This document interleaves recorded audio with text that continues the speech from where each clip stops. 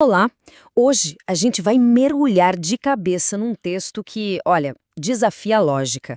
É uma obra poética, filosófica de Marcos Magalhães Duarte. A nossa proposta aqui não é dar respostas prontas, mas sim explorar juntos as ideias fascinantes por trás de um conceito central que é, no mínimo, misterioso.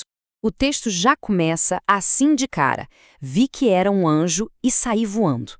Essa frase já tira o nosso chão, né? Ela nos prepara para o que vem a seguir. Fica claro desde o início que não estamos lidando com uma narrativa comum, mas com algo que quer provocar os nossos sentidos e o nosso pensamento. E no coração de tudo isto está esse conceito, uma imagem incrível. O autor descreve como algo que vai muito além de tudo o que a gente conhece. A nossa tarefa, então, é desvendar as camadas dessa ideia, seguindo as pistas que o texto nos dá, para tentar entender o que ela significa de verdade. Então, vamos começar a nossa exploração. Nesta primeira parte, vamos analisar as características dessa imagem, tal como o texto a descreve. O que é que a torna tão incrível? E aqui é que a coisa fica realmente interessante. Repara como o autor dá qualidades absolutas a esta imagem. Ela não é só rápida, ela tem a velocidade de todas as luzes. A lógica não é só boa, é perfeita. O texto diz que ela tem a sua própria filosofia, as suas próprias ideias. Ou seja, não estamos a falar de uma foto, mas de uma entidade suprema, um padrão para toda a existência. E isto só reforça o ponto principal. Não estamos a falar de uma fotografia ou de uma pintura. A imagem avançada é descrita como uma realidade que está sempre a evoluir, sempre a expandir-se para além da nossa capacidade de a entender ou de a catalogar. É um mecanismo em constante avanço que supera todos os padrões conhecidos. Certo. Então, se esta imagem é uma entidade tão complexa, como é que ela se expressa? Vamos avançar e ver como o texto descreve as suas várias formas de linguagem, os seus códigos de comunicação. A primeira é a linguagem oculta. Para entender, imagina um relâmpago. A gente vê a luz muito antes de ouvir o trovão. A ação, a luz, acontece e define a situação antes mesmo de a nossa reação, ouvir o som, ser possível. É uma linguagem que não espera pela nossa realidade, ela impõe-se primeiro. Depois temos a linguagem proibida. E isto não se refere a algo secreto, não.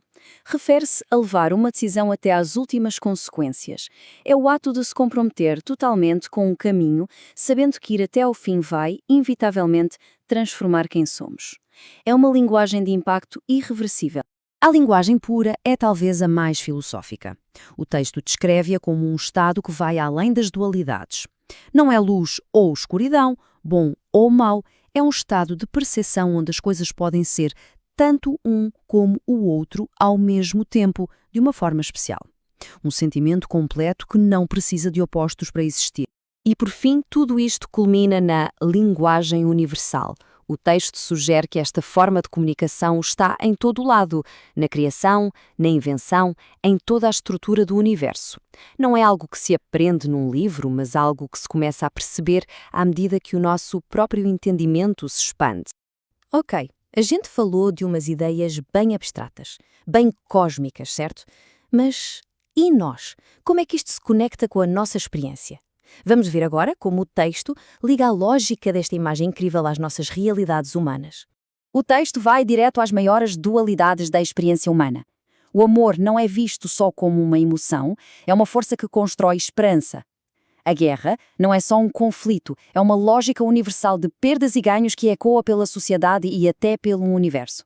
Ambos são, no fundo, manifestações desta lógica maior. E essa lógica não para por aí, ela espalha-se por tudo. As artes tornam-se uma linguagem para entender a vida. A ciência é vista como a própria arquitetura do mecanismo do universo. A sociedade é o espaço onde a nossa existência acontece. E até as nossas lutas pessoais refletem o princípio maior de como se alcança um objetivo. E tudo isto leva-nos ao clímax do texto, as ideias de chegada, de verdade, de revelação. O que é que significa realmente vencer ou ter uma revelação neste universo tão conceptual? Aqui, o conceito de vitória limpa é fundamental. A citação sugere que não se trata apenas de ganhar uma corrida. Trata-se de chegar à meta de uma forma tão impactante, tão definitiva, que a corrida simplesmente deixa de fazer sentido. Não há segundo lugar, não há discussão, a vitória é tão absoluta que cria uma nova realidade. O processo para chegar a essa revelação segue uma sequência muito clara. Primeiro, o pensamento tem que ser alcançado, a ideia tem de estar completa. Depois, vem a luz, a iluminação. Só então é que a verdade é admitida. Nota, não descoberta, mas aceite. E, finalmente, a revelação acontece. É um processo quase arquitetónico. E esta é a pergunta que fica a pairar sobre todo o texto, não é? Depois desta construção toda, desta filosofia toda, qual é, afinal, a verdade que esta imagem incrível nos quer mostrar? E é aqui que o texto nos leva ao seu destino. A nossa viagem através destas ideias não termina com uma resposta simples e direta. Pelo contrário, termina com um mistério ainda mais profundo. O ponto crucial é este. O autor parece mais interessado em criar o desejo de conhecimento do que em fornecer o conhecimento em si. O texto funciona como um mecanismo de querer entender. A sua função não é dar a resposta, mas sim fazer-nos procurá-la sem parar. E assim terminamos, com a mesma pergunta com que o texto nos deixa. Nunca sabemos qual foi a sua verdadeira imagem. Talvez a imagem incrível não seja algo para ser visto, mas sim um conceito que nos empurra a olhar com mais atenção para tudo o resto. Talvez a procura, e não a descoberta, seja a verdadeira revelação.